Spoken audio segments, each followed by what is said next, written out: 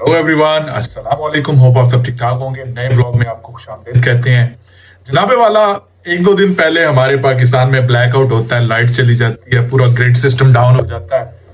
तो एकदम से तरह तरह की मीम्स आना शुरू हो जाती हैं। कोई कहता है कि जनाबे वाला आईएमएफ की किस्त नहीं दे सके तो वो मीटर उतार के ले गए। तो कोई कहता है कि मुल्क को रीस्टार्ट पे लगाया हुआ है। बट एनी हो, हमारी कौम है तो बड़ी ज्वाली सी। जैसी मर्जी सिचुएशन हो, मीम्स बनाने से और जोक करने से तो बात नहीं आती। आ, खैर, कुछ चीजें मैं आपको बताना चाहता हूँ। कुछ चीजें ऐसी होती हैं जो हमारी समझ और सोच से बहुत ऊपर की होती हैं। जिनको समझना और उनके ऊपर कोई कमेंट देना इतना आसान काम नहीं होता, क्योंकि वो इंतहाई सीक्रेसी के बीच में किए जाने वाले काम होते हैं। ये जो कल परसों का ब्लैकआउट हुआ था, इसके पीछे भी बहुत सारी रीजंस हैं जो अभी तक किसी भी हवाले से बाहर नहीं आ रही। लेकिन आज एक बयान आता है माइक पॉम्पियो का कि जब इंडिया ने बालाकोट के ऊपर स्ट्राइक की थी तो पाकिस्तान उस टाइम पे इंडिया के ऊपर न्यूक्लियर अटैक करने जा रहा था। It's a very big news. लेकिन इसको समझने की बात यह कि इसकी टाइमिंग आप देखेंगे। उसने माइक पॉम्पियो ने ये जो स्टेटमेंट दी है, आई थिंक इसकी यस्टरडे कल स्टेटमेंट आई थी, और ये right after the blackout Pakistan का जो हुआ उसके बाद ये स्टेटमेंट आई है। तो इनकी टाइमिंग बड़ी परफेक्ट है। मतलब इधर ब्लैकआउट होता है, उसके बाद कुछ एक्टिविटीज परफॉर्म होती हैं, उसके बाद माइक पॉम्पियो जो एक स्टेटमेंट देते हैं। आई मीन उनकी बुक के अंदर ये स्टेटमेंट आती है, वो बुक रिलीज होती है जिसके अंदर ये स्टेटमेंट आती है कि पाकिस्तान बालाकोट के बाद न्यूक्लियर अटैक करने जा रहा था। और ये इंडिया की जो उस टाइम पे फॉरेन मिनिस्टर थी सुषमा स्वराज ने माइक पॉम्पियो को अप्रोच किया और उन्होंने कहा कि पाकिस्तान इंडिया के ऊपर न्यूक्लियर स्ट्राइक करने जा रहा है। और उसके बाद माइक पॉम्पियो जो उस वक्त मेरा हाल कोरिया के विजिट के ऊपर थे, उन्होंने फौरी तौर पे एंगेज किया पाकिस्तान की स्टैब्लिशमेंट को और इंडिया के साथ भी राब्ते किए और इन मसले को कूल डाउन करने की कोशिश की। लेकिन हमने देखा कि बालाकोट की strike right after that Pakistan air force ने रिटेलिएट किया और इंडिया की टेरिटरी के अंदर गए और वहां पे उन्होंने टारगेट फिट किए। लेकिन टारगेट को मिस करते हुए उन्होंने बॉम्ब्स जो थे वो थोड़े उससे हटा के फेंके कि कैजुअलिटीज ना हो।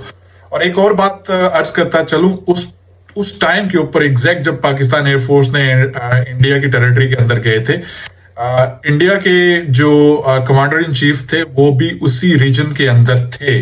इवन के हमारी एयरफोर्स को एग्जैक्ट लोकेशंस का भी पता था कि इंडिया के आर्मी चीफ उस कौन सी जगह पे उस वक्त मौजूद है। लेकिन चूंकि प्लान बिल्कुल किसी किस्म का ये नहीं था कि किसी किस्म की कोई कैजुअलिटी करनी है या कोई किसी किस्म का डैमेज देना है, जो बात अंडरस्टैंडिंग हुई थी जो माइक पॉम्पियो और एस्टेब्लिशमेंट के बीच में, वो यही हुई थी कि आप जाएं, आप रिटेलिएट करें, आपको अपना गुस्सा निकालने का हक है, लेकिन आप ना तो न्यूक्लियर स्ट्राइक करेंगे और ना ही आप कोई ऐसा काम करेंगे जिससे सिविलियन और आर्मी कैजुअलिटीज जो है ना वो अकर्स हों। तो ये एक ऐसा सीक्रेट था जो बहुत सारे हलकों में बड़े टॉप लेवल पे डिस्कस तो बातें हुई थी, लेकिन ये बाहर नहीं निकली थी। चूंकि अब माइक पॉम्पियो ने ये अपनी किताब के अंदर लिख दिया है तो ये चीजें ऑब्वियसली बाहर आना शुरू हो गई हैं। और इसके ऊपर अब सुबह से इंडियन मीडिया जो है वो इसके ऊपर बात कर रहा है कि पाकिस्तान वाकई न्यूक्लियर स्ट्राइक करने वाला था। यहाँ पे मैं एक और चीज जो है वो बयान करता जाऊं। पाकिस्तान को गुस्सा आया था और बहुत ज्यादा गुस्सा आया था, क्योंकि ये एक ऑफिशियल एक वॉर को ट्रिगर करने की एक्टिविटी थी जो इंडिया ने परफॉर्म की थी। हालांकि बालाकोट के अंदर उनके क्लेम्स बड़े बड़े हैं, लेकिन जो ग्राउंड के ऊपर जो लोग जाके उन्होंने दिखाया कि वो जहाँ पे बॉम्ब फेंक के गए थे वो वाला बिल्कुल एक गैर आबाद सा इलाका था। वहां पे कोई इंसान, कोई चीज ही नहीं थी, एक जंगल थे, जंगल के अंदर वो फेंक के निकल गए। खैर, उन्होंने भी अपने मीडिया के अंदर, जैसा कि बीजेपी का एक रोल रहा है, बहुत सारे लोग इससे डिसएग्री भी करेंगे, वो हमेशा से पाकिस्तान अगेंस्ट प्रोपोगंडे को अपनी इलेक्शन कैंपेन के लिए यूज करते रहे हैं। और उस वक्त मोदी जी ने इसको बड़ा यूटिलाइज किया, लेकिन इंटरनेशनल मीडिया ने भी उसको रिपोर्ट किया, इवन अमेरिकन जर्नलिस्ट ने भी उसको रिपोर्ट किया कि वहां पे कोई डैमेज नहीं था, वहां पे कोई ऐसा कैंप शैम्प नहीं था जिसकी वो बात कर रहे हैं। देखिए, आज सोशल मीडिया का दौर है। आप एक दो चैनल के थ्रू तो कोई रिपोर्ट या कोई कोई स्पेसिफिक एजेंडा टो कर सकते हैं, लेकिन जिन लोगों के हाथ में आज के दौर के अंदर मोबाइल कैमरे हैं ना, आप उनको तो नहीं रोक सकते। वो तो जगह जगह की मिनट मिनट की रिपोर्ट दे देते हैं, ठीक है। तो सोशल मीडिया के लोगों ने वहां पे जाके दिखाया right after the next morning, जब ये हुआ रात के टाइम, सुबह जाके दिखाया कि भाई यहाँ पे तो कुछ भी नहीं हुआ। लेकिन एनी हाउ, बगैर उस डिटेल में गए हुए, क्योंकि एक एक्ट ऑफ वॉर इंडिया की तरफ से परफॉर्म किया गया और उसके अगेंस्ट पाकिस्तान के अंदर एक शदीद किस्म का गुस्सा आया, जिसके रिटेलिएशन करने के लिए पाकिस्तान के अंदर एक सोच आई। और न्यूक्लियर इंडिया को डर था, इंडिया को डर था कि अब पाकिस्तान न्यूक्लियर स्ट्राइक कर सकता है। इसी वजह से फौरी तौर पे माइक पोम्पियो को अप्रोच किया गया और उनसे कहा गया कि भाई अब इस मामले को आप देखें कहीं ये वाकई न्यूक्लियर स्ट्राइक ना कर दें।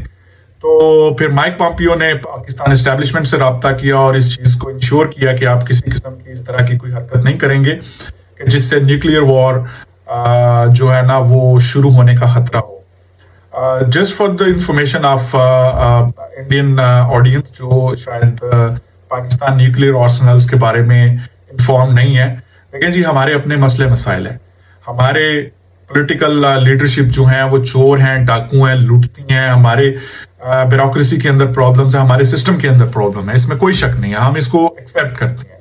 लेकिन जहां तक हमारे डिफेंस का मामला है, न्यूक्लियर टेक्नोलॉजी में पाकिस्तान आज भी इंडिया से बहुत आगे है और इसको इंटरनेशनल मीडिया एक्सेप्ट करता है। इंटरनेशनल जो ऑर्गेनाइजेशंस हैं जो न्यूक्लियर आर्सेनल्स के ऊपर नजर रखते हैं, उन्होंने अपनी रिपोर्ट्स दी हुई हैं कि पाकिस्तान की न्यूक्लियर टेक्नोलॉजी, इंडिया की न्यूक्लियर टेक्नोलॉजी जो बहुत एडवांस है और नंबर्स गेम के अंदर भी पाकिस्तान के पास न्यूक्लियर वॉर हेड्स जो वो इंडिया से काफी ज्यादा है।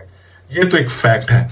लेकिन हम कभी भी इस चीज की सपोर्ट नहीं करेंगे कि कोई भी कंट्री किसी दूसरी कंट्री के ऊपर न्यूक्लियर स्ट्राइक करे, चाहे वो इंडिया हो, चाहे वो पाकिस्तान हो या कोई और कंट्री हो, क्योंकि इसके रिपरकशंस बात करना बड़ा आसान होता है, लेकिन इसके रिजल्ट्स इतने खतरनाक हैं कि हम इमेजिन भी नहीं कर सकते। आप जस्ट इमेजिन करें कि जापान के अंदर जहां पे हिरोशिमा नागासाकी में अमेरिका ने न्यूक्लियर बॉम्ब फेंके थे, आज इतने साल गुजरने के बाद भी वहां पे बच्चे अपाहज पैदा होते हैं।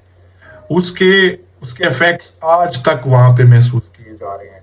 तो हम कभी भी नहीं चाहेंगे कि दोनों कंट्रीज के बीच में खुदा न खास्ता किसी किस्म की न्यूक्लियर जंग होना तो बड़ी दूर की बात, हम तो कोई दूसरी जंग होने के बारे में भी कहते हैं कि ये नहीं होना चाहिए, क्योंकि इंसानी जानें जो होती है ना, ये किसी भी चीज से ज्यादा कीमती होती है। आप इनको ऐसे जाया नहीं कर सकते। पॉलिटिक्स, नफरत और जज्बात ये अपनी जगह पे हैं, लेकिन एक इंसान होने के नाते हमारा फर्ज बनता है कि हम इन चीजों को कंडेम करें जो किसी भी इंसान की जान लेने के लिए जिम्मेदार हो सके।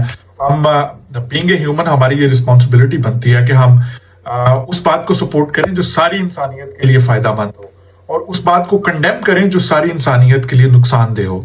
अपार्ट फ्रॉम दैट के दोनों मुल्कों के बीच में जो पॉलिटिक्स और जो नफरत और ये चीजें चलती रहती हैं, बट एनी हो, ये दोनों साइड्स पे होता है। मैं एक साइड की बात नहीं करता।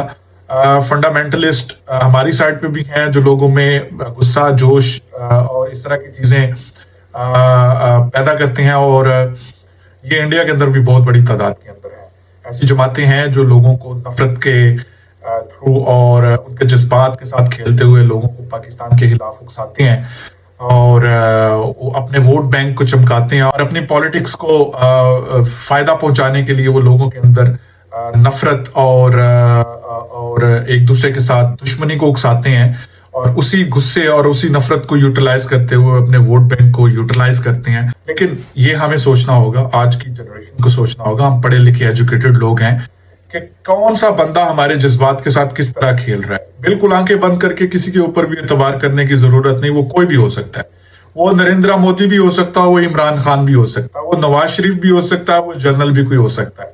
इस वजह से ये नई नस्ल जो है, जो न्यू जनरेशन है, इसकी रिस्पॉन्सिबिलिटी बनती है कि जब वो वोट करने के लिए जाएं तो ये चीज इंश्योर करें कि कोई बंदा क्या उनके जज्बात के साथ तो नहीं खेल रहा या साइकोलॉजिकली उनको यूटिलाइज करते हुए उनके वोट्स को इस्तेमाल तो नहीं कर रहा। ये होता रहता है इंडिया पाकिस्तान की पॉलिटिक्स के अंदर, ये कोई नई चीज नहीं है। बट एनी हो, आज के ब्लॉग को यहीं पे खत्म करते हैं। इंशाल्लाह बहुत जल्द नए ब्लॉग में आपसे मुलाकात होगी। अगर आपने मेरा चैनल सब्सक्राइब नहीं किया तो काइंडली सब्सक्राइब करें, बेल आइकन को दबाएं ताकि नई आने वाली वीडियो का नोटिफिकेशन आपको मिलता रहे। टिल देन टेक केयर, अल्लाह हाफिज, बाय बाय।